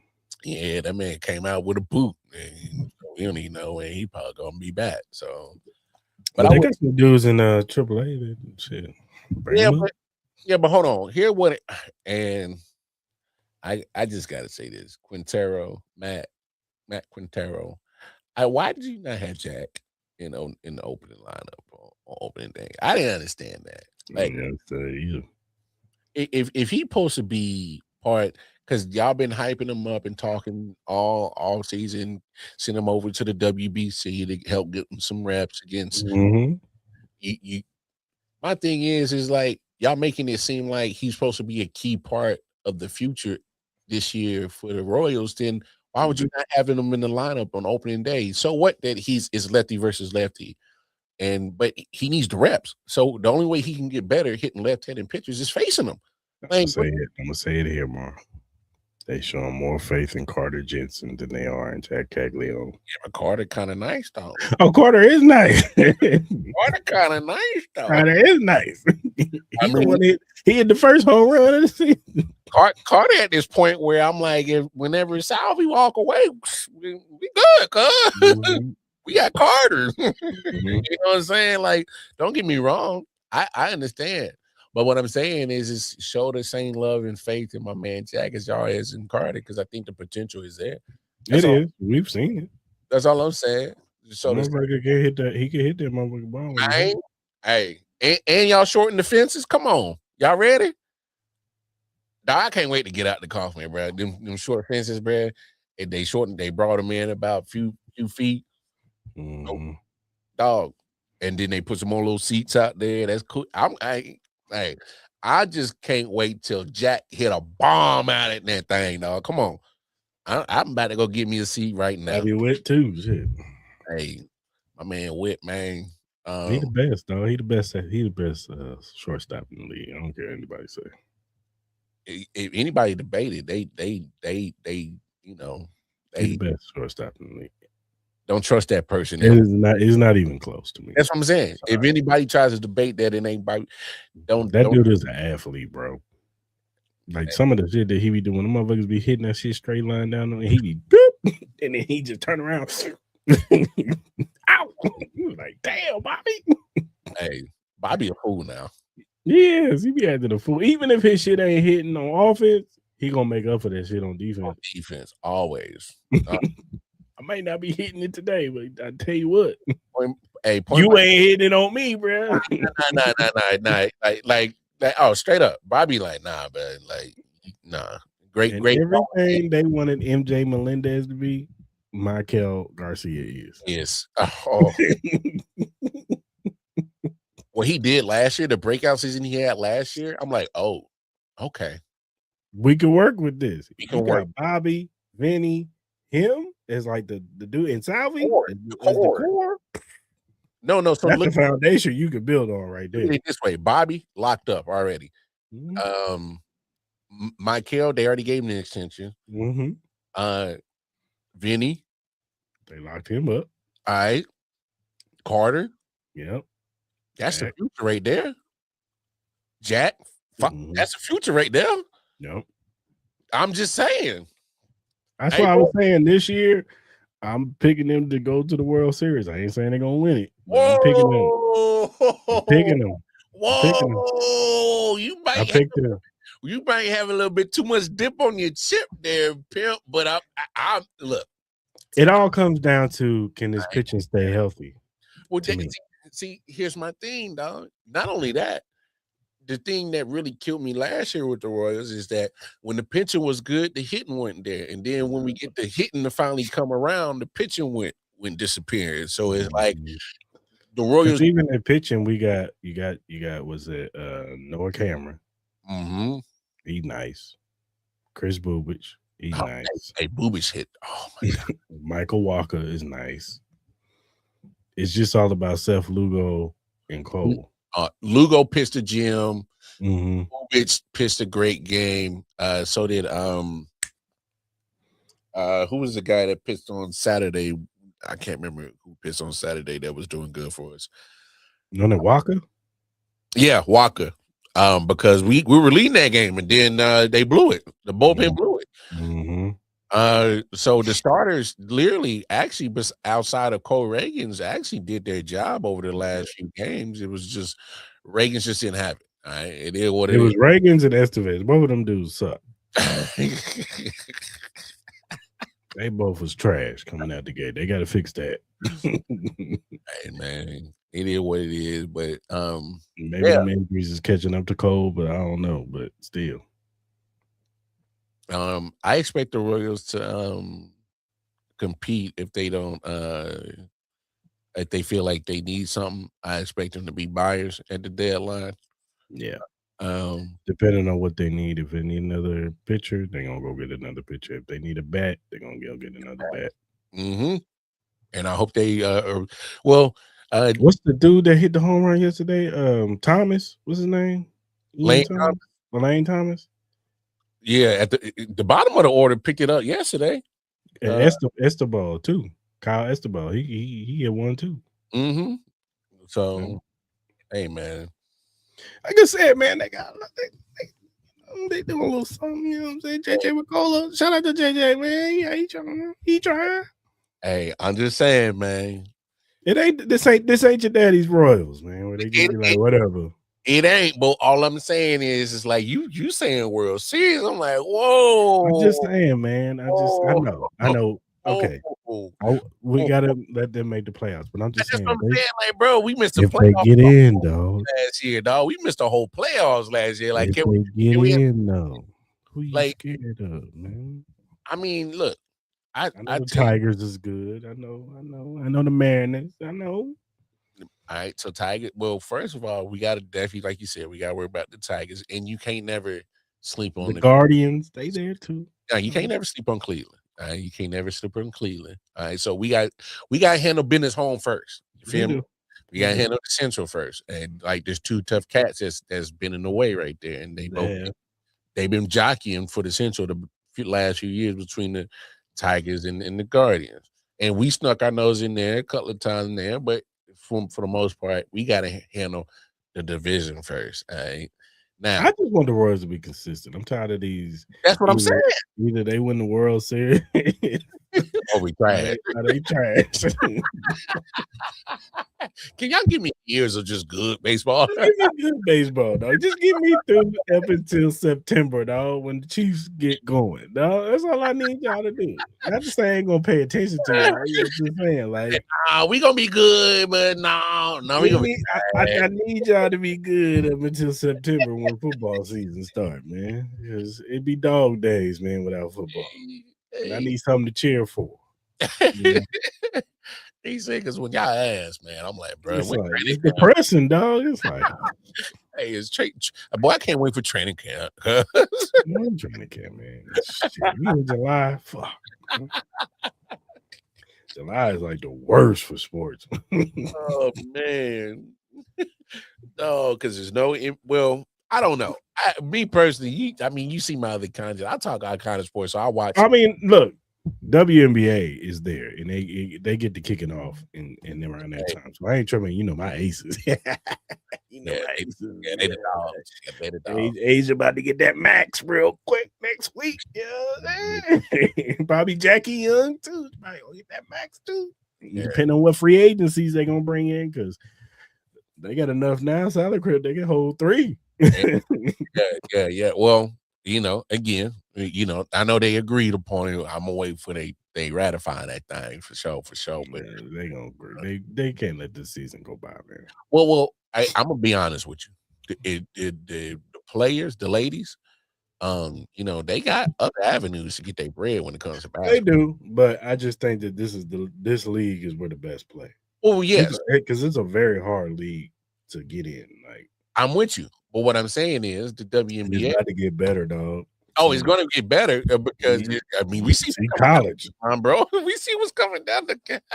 You see college, man. South Carolina, UConn, Texas, fucking TCU, Notre Dame. Like, there's so many with UCLA. Man, that team USC next year.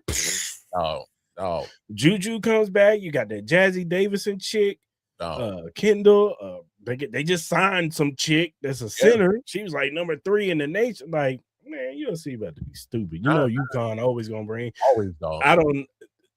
Don Staley, she been drafted. She recruiting these African women that's balling. she done went to the motherland and was like, "Hey, you play ball? Yeah, you're tall. You know what Gucci is? I get you some Gucci." Girl. Let me set you up. Come on over here. Hey, Don. Hey, I've been trying to tell. Don, this Final Four about to be crazy though. Hey, bro. And men and women, but the women, that shit better be UConn, South Carolina, UCLA, Texas. That shit. Hey, did that? I can't wait for that. Like, and no disrespect to the men. It's just that the last few years for me personally, I've just been enjoying the women's. Yeah, because they've been bigger names now. I would say this: the men are starting to get back to star power and names, because you got AJ DeBonza and all them dudes there. Yeah, but the only problem is that they're not making it out the first weekend, bro. They're not. They got their ass escaped, but still. Weekend. So like your stars aren't. They're not that. But I will say this weekend is still good because Arizona is a powerhouse. Michigan's still really good. First of all, why did we get Arizona versus Michigan on one side? That's crazy. That's a national championship right there. You know what? I feel like the women's side missed the mark, man. I wanted TCU versus Notre Dame because I wanted Hannah Adogo versus Olivia Miles. I wanted that because of the beef. Bitch, you left us. Missed the matchup. And Olivia tried it yesterday, but I was like, yeah, South Carolina just too much. Same thing with Michigan and Texas. I was just like, yeah, Madison Booker, Rory Harmon, they just too much. It's too much. UConn too. It's just like Ozzie Flood, Sarah Strong, KK Arnold. Like, this is too much stuff. Dog, LSU. This week, Lauren Betts is a 35 walking by herself. Like, how can you guard that? She's 6'6", 6'7". Man, who you guarding? Who's guarding her? Nobody. Nobody. And with the men, look, that game the other day, Duke over there choking that joint up. That was crazy, bro. All he had to do was hold the ball. That was crazy, bro. Duke wins. Wednesday, and that was a deep shot that he took too. So and that was not a high percentage shot. It wasn't. It was just like boop, tip. Even the coach for Duke was just like, oh shit. He got it. All right, y'all. Yeah, but the lead that you blew, like, yeah, they did blow a lead. I can't even cap, man. What Dan Hurley doing right now in the middle of NIL atmosphere in college game is crazy. Like, he's won 2 back-to-back. He was just there, could have won 3 back-to-back. Yeah, asshole, but he get results. Lost to Florida. I mean, now he's back in another Final Four. Oh yeah, but come on, bro. We talk about greats like Kobe, like all the greats are assholes. Michael Jordan is the biggest asshole of all time. Exactly. I mean, and I do agree with what C-Dot said today. What's that? I do think Michael Jordan called your boy from Arizona and was like, "Hey, my boy, you want to be the head coach at Norcal?" As he should.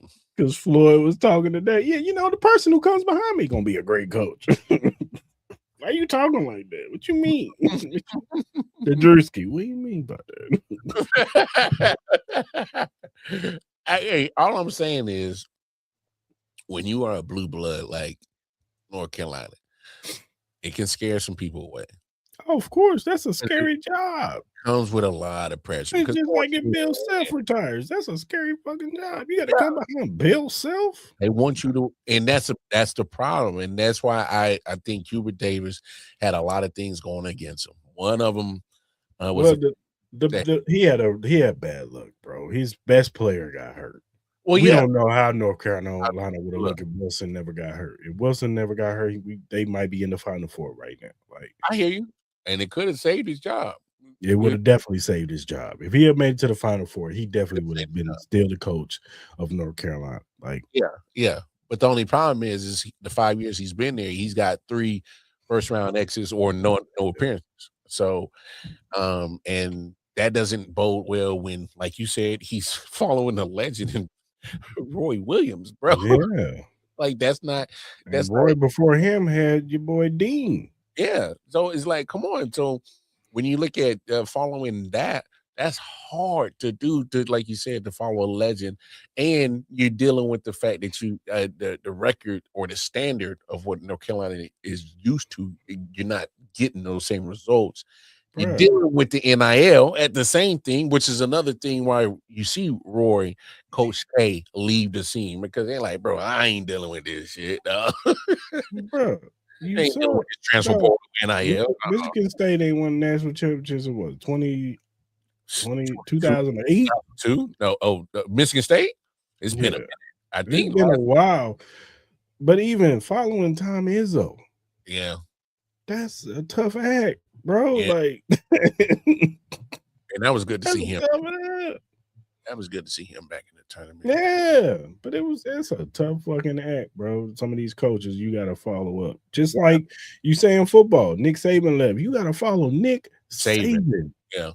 That's why I'm like, y'all gotta give my man Kellen DeBoer a little grace. Give him some grace, like give my man a little grace. He is following the greatest coach of all times in college football. What are we doing here? Like, y'all tripping. And try to manage the transfer portal and NIL landscape too at the same time. Yeah, manage that shit. Because Nick couldn't even handle it. That's why he left. Thank you. Because Nick was like, nope. He's like, hell no. We on even playing field now. Yeah. We out in the open. LSU can pay this nigga too.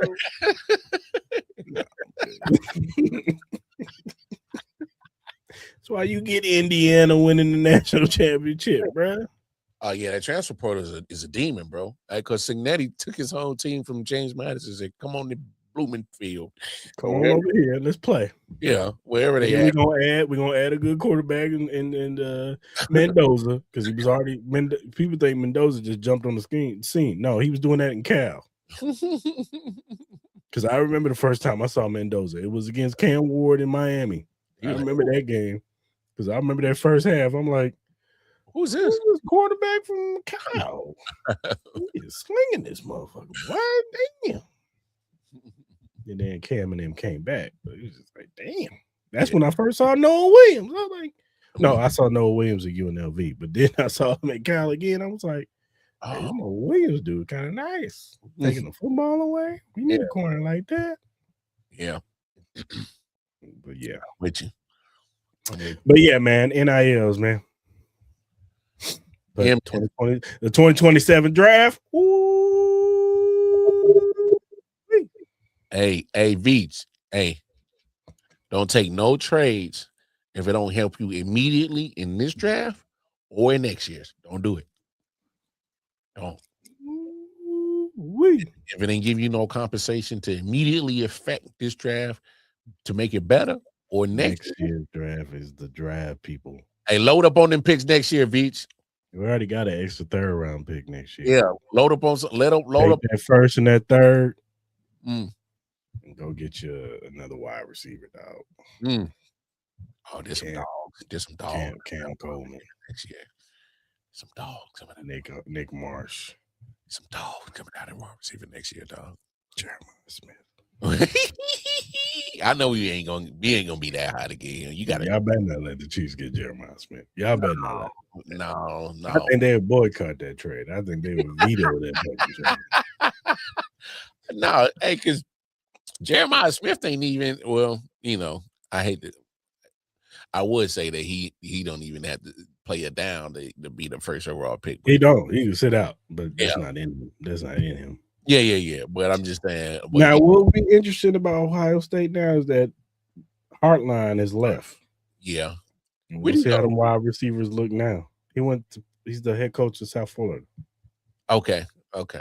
Yeah, I was about to say he got a coaching job somewhere. South Florida might be having all the wide receivers. You hear me? South Florida might be a wide receiver factory. And they down there in Florida, in the heart of Florida. Mm-hmm. Hey, because now they ain't got to go to Columbus to go get with Hartline. Hopefully, we finally got a quarterback in Mizzou and Austin Simmons. Well, he was the starter at Ole Miss. He got hurt. I heard. I mean, Chombliss was just playing too good, so they couldn't switch. Yeah, like you couldn't switch him. Yeah, like that'd have been crazy. I think he's a more typical quarterback than Chombliss, though. He's a more pocket, throw it down the field type dude. He's big. He's 6'3". More polished. Yeah, he's more polished. So we'll see. Stay Amar Hardy, give him the goddamn ball, Eli Drink. Come on, Drink. Because you getting on my damn nerves, Drink. Yeah, he pissed me off last year, bro. I'm starting to sell stock on you, player. If we underachieve this year, bro, I'm on the fire campaign, Drink. He had a sophomore that could have run Heisman if he played him. I'm just saying, Amar Hardy was leading the SEC in rushing, bro. Like, I think he led the league in rushing still. And that was with being capped by his head coach. And look, I like Roberts, but he ain't no Amar Hardy. Amar Hardy was a dog, bro. That dude was Amar Hardy run for 50 yards and then be like, nah, we ain't gonna run him no more. Robert, you better get these carries, dog. Hey, but no shade on Robert, because you said he was solid. He was a solid. No, Roberts probably could go somewhere else and be a star. Yeah, he could. It's almost like the Notre Dame with Love and Price. Like Price could have went anywhere else and been a starter, and we could be talking about him a potential first round pick. Fair. But he decided to stay. I hear. But if Drinks don't give Amar Hardy any more carries. Barbecue chicken alert. Barbecue chicken alert. He hit the barbecue chicken alert on that ass. You better get up out of here, cuz. You better get up out of Como, bro. Don't even worry about packing your bags. We'll send them to you. Andy Reid. Hey, bro. That's good. Don't run under center this year. Barbecue chicken alert. Barbecue chicken alert. Hey, Andy, don't you dare go 6-11 again this year, bro, for real. And I saw a conversation today. Man, people calling my man Andy old and shit. He's 70 years old. I'm like, damn, you act like he got dementia or something. Damn. And the way he was calling plays last year, he must. I got a theory behind that. I think last year, them niggas was like, man, fuck this shit. Take a step back. We ain't gonna show nothing else, bro. We need a break, dog. I'm tired, dog. I was tired, boss. In February every year. Shit. Yeah. Need a break. I know they weren't wishing it. No. My man Pat went down. They was like, shit. Damn, I hate that he went down. But at the same time, shit, this might be a blessing. Let's pack it up, baby. Let's pack it in. Pack that shit up, bro. Hey, Travis, come back one more year. We gonna be all right. We'll be all right next year. Hey, we gonna hit Pat. We gonna hit Pat with that vibranium shot, bro. He'll be back. We good. The vibranium shot. They got another shot. Oh, that's $1 billion. That's worth billions of dollars. Hey, Clark got it. Yeah, you do. He definitely do. Clark got it. He got it from Kansas. He got it from Kansas when they came in at 1.8.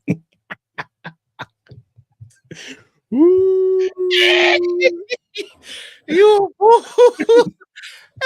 hey, Kansas over here just turning it over and dog just giving everything to Clark, bro. What you want, cuz? What you want? What you want, cuz? You want a red carpet every time you walk in? I got you. You want a helicopter that flies in? I got you. Oh, some coming to America. You roll your king, your highness. You want the "We Love You" Clark Hunt banner? Hey, dog. I'm telling you, Clark over there, over you there. Ready? You ready? Hey, bro, finessing the state, Kansas, bro. But shout out to Dre. You got what you want, Dre. Wildcard Chiefs. Park Chiefs. We'll see how they look in about 5 years when Patrick's retired. Hey, yo. Wildcard Chiefs. You better hope the next quarterback is good. Nah, Patrick be like 36, 37. He should still be kicking, man. We'll see.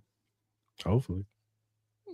He won about 3 more of these motherfuckers. He might be like, I'm out. I'm out. Like these young niggas have it now. Yeah, and y'all open up this new stadium with this old history of us balling. Go ahead. Hey, I hope I don't want to put this on the squad too early because there's a lot of time left. But please don't go out like Buffalo. Like go out Arrowhead with the AFC Invitational, like we always do. We won the Super Bowl that last year. And win the Super Bowl that last year. That's it. Might be poetic. Like a mug. Matter of fact, I'm right. I'm telling you right now, that's how we're gonna go out that last year. In Arrowhead, we're gonna go out in style. We're gonna go with the AFC Invitational, and we're gonna. And matter of fact, they're gonna change the parade to Arrowhead. Have them loop around the parking lot, and then just have. You think they bring back the parade anytime soon? Well, they gotta win it first. So I'm just saying, if they win the Super Bowl, hey man, more you need more security out there. So more cops. Well, yeah, you need more, but that's what I'm saying. If they move it to Arrowhead, you can control that. But even if they do it downtown, just more cops. That's all. More police. Man, don't let these young fools shit. You might have to pat these motherfuckers down. Yeah, but that's what I'm saying. If you move the Arrowhead, you can control that. True. But I think that's a lot of people didn't want that because it's like limiting what they could do. Sometimes motherfuckers need limitations, all right? All right? I hear you. Sometimes need limitations, bro. All right? The essence of that parade downtown was just better. I'm just saying. I hear you. And for a person that was there that day when the shooting went down, I know you will. I had no idea it was crazy, but when I was piecing it together, I'm like, damn, man, happenstance, if I was a few, yards to the left, man, it might be a different situation for me. I don't know. Yeah. But, time heals all. Unfortunately, the people who was responsible for it, they getting out on some weird, crazy loophole situation shit. Though. That's a whole nother topic. Word. Bro. I'm gonna tell you something off camera. Yeah. So that's a whole nother. I'll tell you something off camera. Yeah, that's a whole new separate little situation. That's crazy. That makes no sense. But to the Lopez family, man, I always think about that day. And crazy enough that you talk about that. I still got footage on my camera right over there. I just ain't touched it. I just won't. I got stuff in my phone from that day, and I meant to put like a whole montage together. I won't touch it. I just won't touch it. Just because it was a great day that turned into a bad. Yeah. And I was just like, damn, bro, y'all couldn't keep that shit. Who? I just don't understand. Who the fuck brings fucking guns to a goddamn parade? Or families and shit. What would you expect in the cabin? I don't get that. In a crowded space. I don't get that. I didn't get that. Hey, bro, I don't know, man. Again, some month need limitations. You're right. When you're right, you're right. All right, good people. If you look at the screen, you see the Chiefs Kingdom Red Friday shirts. Scan that QR code, and you can take you to the website, the Printfire website. It's also on our social media platforms. Go there, get your shirt, $25 plus shipping. Also got other shirts, Arrowhead Cheap Podcast shirts with Patrick Mahomes, Chris Jones, and Travis Kelce on the back. It says Big 3. So go and get your shirts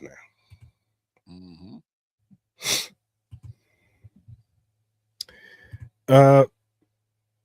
And whatever streaming platform you use, whether it be Spotify, Apple Podcasts, Amazon Music, iHeartRadio, whatever you use to listen to your podcast, go ahead and subscribe to us there. Also, first-time watchers on YouTube, hit that subscribe button, that like button, that notification button. So when we go live on Tuesdays at 5:30 p.m. Central Standard Time, you can jump in the live. You can talk about these topics. Give us your opinion on how you feel about these Chiefs topics. Did you like my tier list? Did you like what Mar was giving you as far as sleeper prospects? Did you like our bold takes? How did you feel about the trivia? Did you get it right? Don't lie to me. I know you did. You did. You cheated.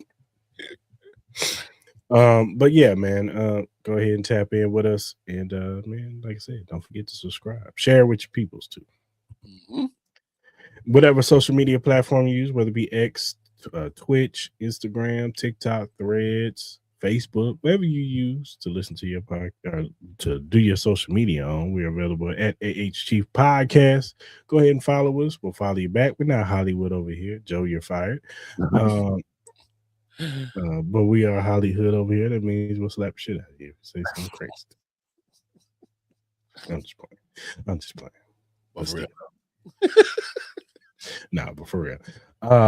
Go ahead and follow us, man. If you have critiques or feedback, or if you have a question, a topic that's Chief related or NFL related, and we like said question or topic, we will bring it up. We will shout you out because we want to show love to those who show love to us. So go ahead and hit us up via DM, emails, or our mentions.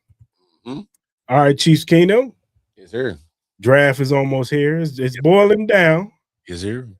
And we're gonna try to get you enough content to hold you over until that time. But until then, yes, sir. We'll be back next Tuesday to give you more content, to be dedicated to feed y'all pallets of Chief content.